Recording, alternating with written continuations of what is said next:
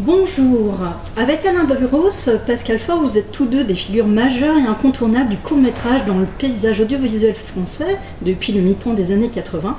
Vous avez permis de mettre en avant des écritures avant-gardistes, expérimentales et l'émergence dans la création audiovisuelle.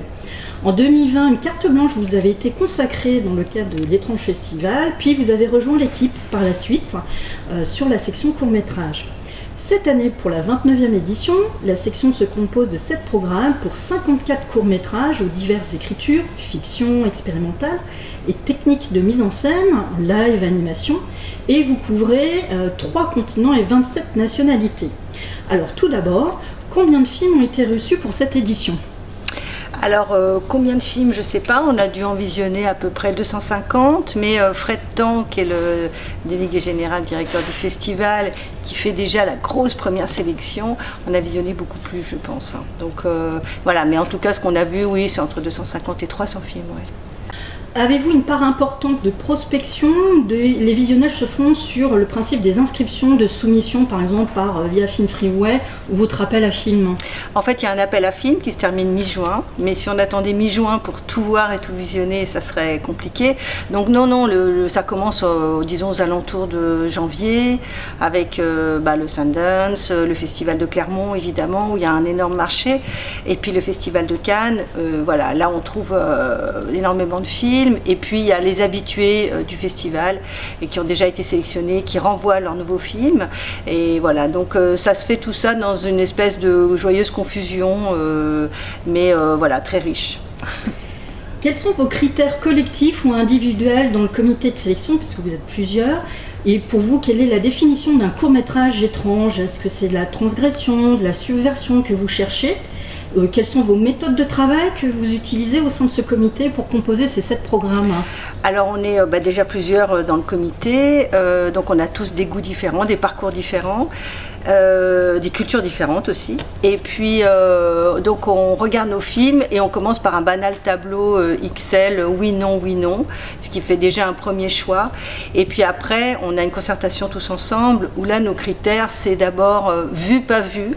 C'est vrai que tout ce qui est archi-vu, même si c'est génial et tout ça, on va s'en passer parce qu'on est ici pour découvrir et peut-être pour montrer des films qu'on ne verra pas ailleurs. En tout cas, c'est ce qu'on souhaite.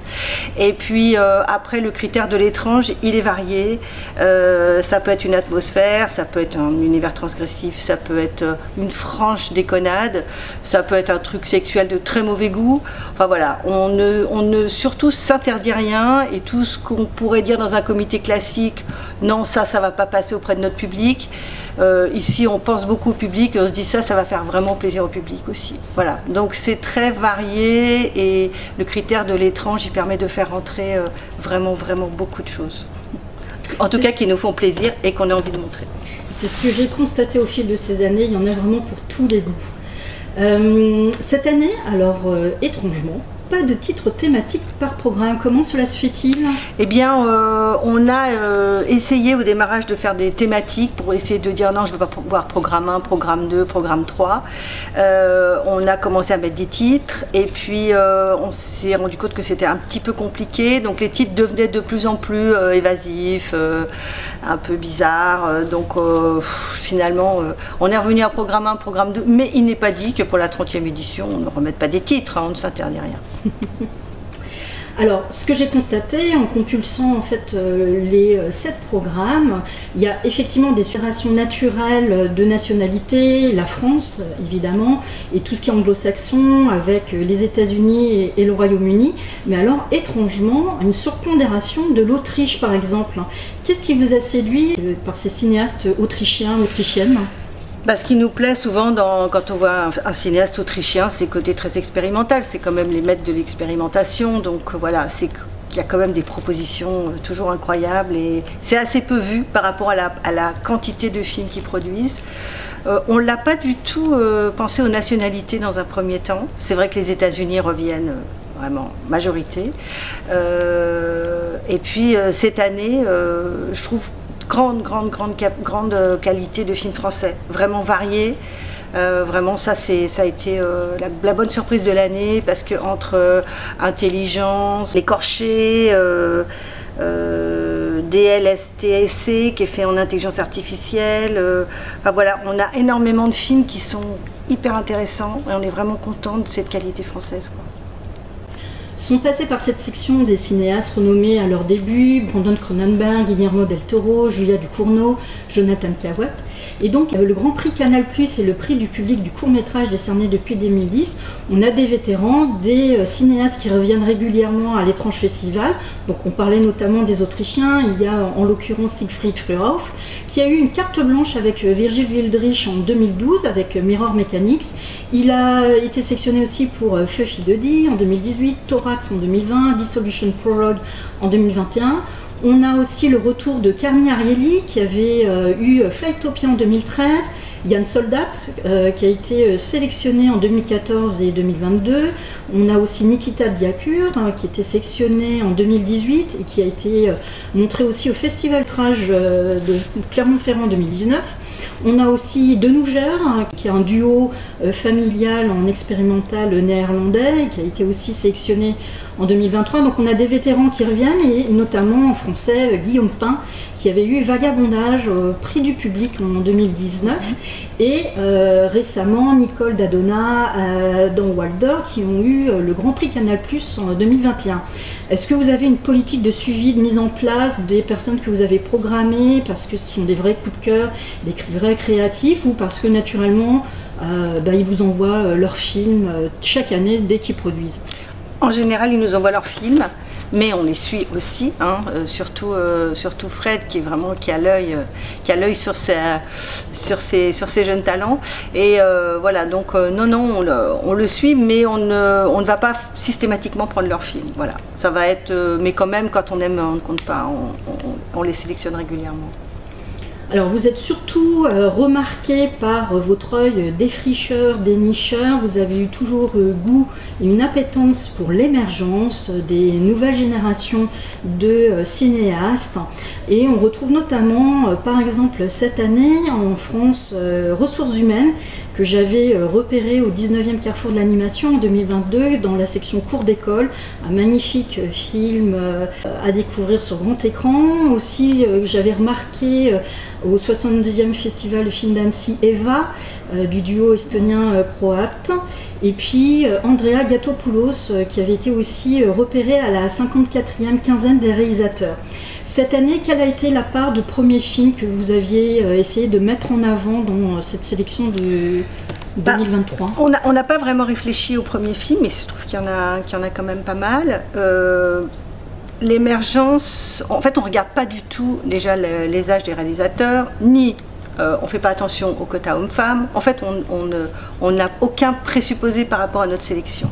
On regarde vraiment ce qu'il y a, on essaye vraiment de composer un maximum de programmes, de diversité. Cette année, il se trouve qu'il y a énormément d'animation. Je crois qu'il y a même carrément un 50-50 live-action animation. Voilà, c'est pas du tout voulu. Bon, c'est sûr qu'on adore l'animation.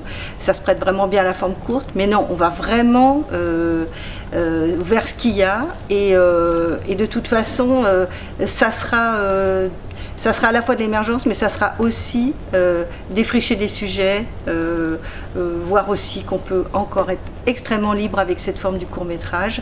Et voilà, donc c'est plutôt ces critères-là qui nous animent. Après, effectivement, vous, fine analyste, vous dites voilà, il y a beaucoup de premiers films, il y a beaucoup de... Voilà, je trouve ça super que vous ayez cet œil, mais c'est quand même fait d'une manière, comment dire, extrêmement... plutôt sensible, et c'est vraiment le reflet de nos discussions en tant que groupe de sélectionneurs. Je vais juste vous dire un petit truc, procurez-vous ce petit catalogue. Les courts-métrages ne sont plus à la fin, mais vraiment très proches de la compétition long-métrage, ce qui prouve bien qu'on a vraiment envie de les mettre en avant. En tout cas, venez découvrir, soyez curieux de la 1, la 2, ça va jusqu'à 7. Elles sont diffusées 2 fois. Et puis de toute façon, on sera là en début de séance pour vous dire un petit mot sur ce que vous allez voir. Vous ne serez pas perdus. Voilà. Bon festival! Et surtout votez. Et votez. Merci beaucoup Pascal. On se retrouve dès ce soir donc, pour les premières séances, le programme 1 des courts-métrages en salle 100. Ouais. On va essayer de vous mettre à la fin de cet entretien la bande-annonce pour vous donner un abus-bouche, et à bientôt dans les salles.